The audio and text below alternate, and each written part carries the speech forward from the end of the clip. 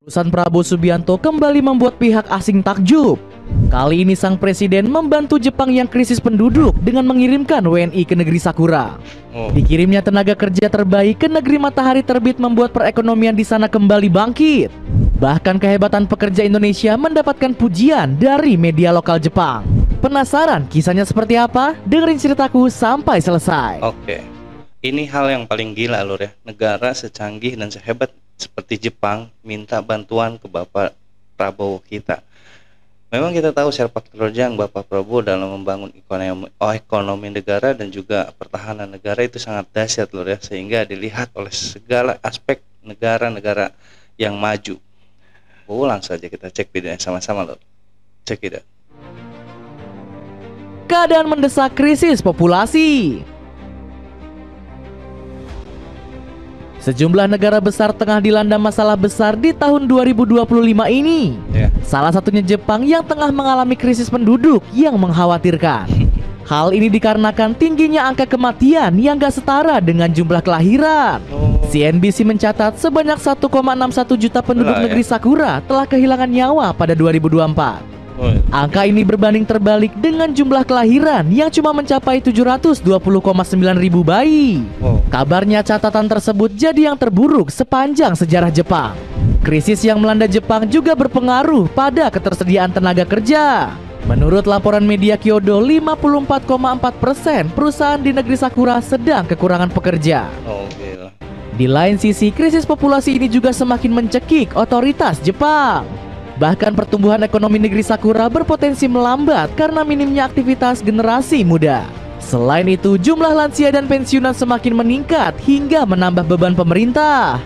Alasannya karena negeri Sakura harus menyiapkan lebih banyak dana kesehatan dan pensiunan. Gak heran krisis ini terbukti bikin publik Jepang ketar-ketir. Buktinya negeri matahari terbit memohon bantuan dari pemerintah Indonesia untuk menangani masalah tersebut. Salah satunya dilakukan dengan menyalurkan tenaga kerja dari tanah air. Kabarnya saudara tua membutuhkan sumbangan pegawai sebanyak 840 ribu orang. Apalagi Nusantara diberkahi dengan penduduk berusia muda yang melimpah. Alhasil permintaan Jepang segera dikabulkan oleh pemerintah Indonesia. Indonesia akan mengirimkan 20-30% untuk pengisiannya dari total 820 ribu. Tadi saya coba hitung, itu sekitar 164 ribu sampai 246 ribu dalam waktu 5 tahun. Ungkap Lydia Hamone selaku pejabat KBRI Tokyo. Diperlakukan dengan baik negeri Sakura. Pasti ya. Kebaikan Indonesia dalam mengirimkan tenaga kerja terbaiknya dipuji oleh Jepang. Bagaimana tidak, demi membuat mereka betah, negeri Sakura rela memperlakukan pekerja tanah air seperti warga lokal. Buktinya Masaki Yasushi menyebut Jepang sangat terbuka dengan kehadiran WNI. Kami menghadapi masalah demografi. Kami menyambut pekerja terampil dari banyak negara. Tapi orang Indonesia sangatlah istimewa karena pekerja Indonesia bekerja dengan keras di Jepang, ujar Duta Besar Negeri Sakura untuk Indonesia ini.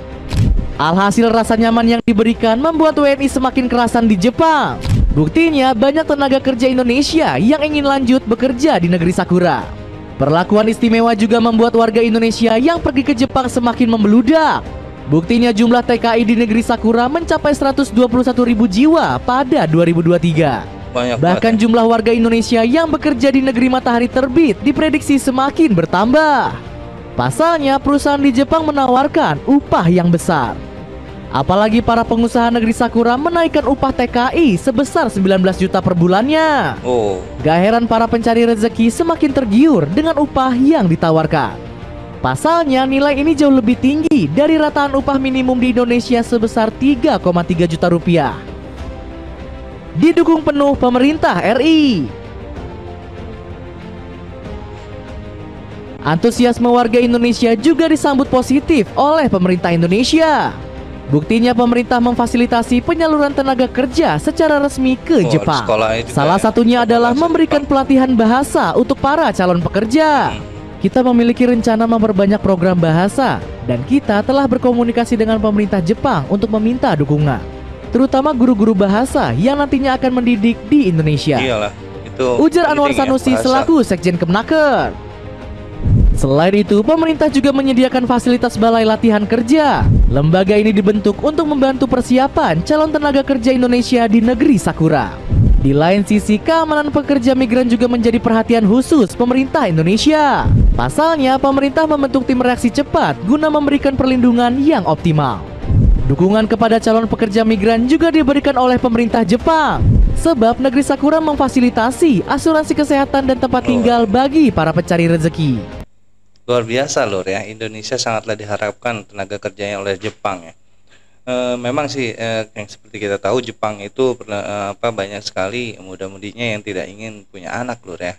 Maka itu menghambat pertumbuhan manusia di Jepang sendiri, sehingga menjadikan Jepang krisis kemanusiaan atau manusia sedikit lur ya. Makanya tidak hayal kalau misalnya Jepang minta bantuan ke Indonesia, karena di Indonesia sendiri banyak sekali kaum muda yang berbakat dan juga pekerja keras. Makanya Jepang sangat menghargai dan menghormati pekerja-pekerja dari Indonesia sendiri. Itu adalah satu kebanggaan bagi Indonesia sendiri yang dihargai oleh Jepang loh ya. Seperti yang tadi dibilang, TKI dari Indonesia itu sangatlah dihargai dan dihormati karena memang pekerjaannya sangat rapi dan juga sangat kerja keras sekali. Itu sangat luar biasa loh ya. Kita lanjut. John Choi menilai langkah ini diambil guna menarik perhatian tenaga kerja asal tanah air. Jika perusahaan-perusahaan Jepang ingin menarik tenaga kerja yang terampil, mereka harus menawarkan lebih banyak fasilitas kepada mereka.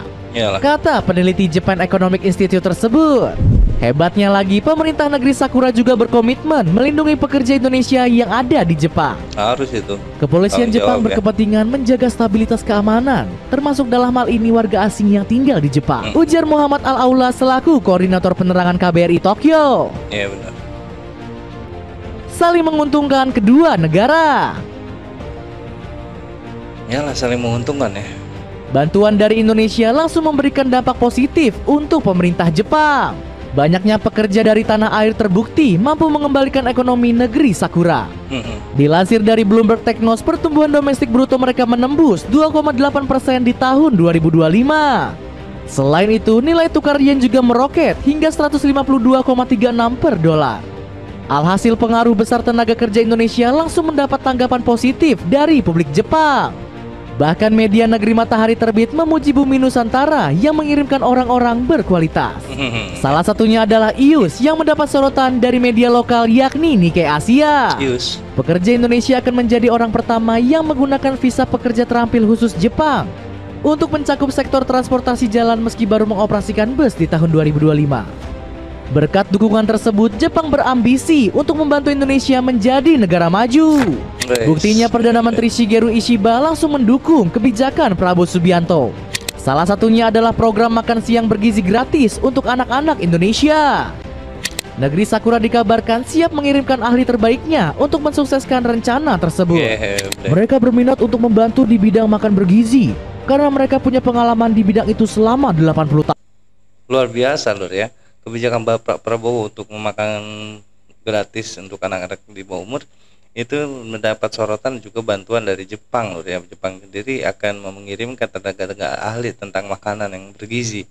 Itu adalah timbal balik dari negara Jepang sendiri untuk Indonesia, karena memang Indonesia telah membantu negara Jepang itu untuk mengirimkan tenaga ahli untuk bekerja di Jepang itu sendiri. Bahkan di Indonesia pun sudah ada sekolah khusus bahasa Jepang lur ya, agar bisa membantu Jepang memasukkan orang-orang Indonesia di negaranya untuk bekerja. Luar biasa. Kita lanjut lur. Ungkap Pak Prabowo. Selain itu, Jepang juga akan membantu Indonesia dalam beberapa sektor lainnya. Sebut saja seperti perikanan dan pertanian, ekonomi, serta pasokan energi. Kami juga mendorong kerjasama di bidang sumber daya dan infrastruktur untuk menjaga jaminan energi dan dekarbonisasi melalui berbagai jalur. Ungkap Sang Perdana Menteri.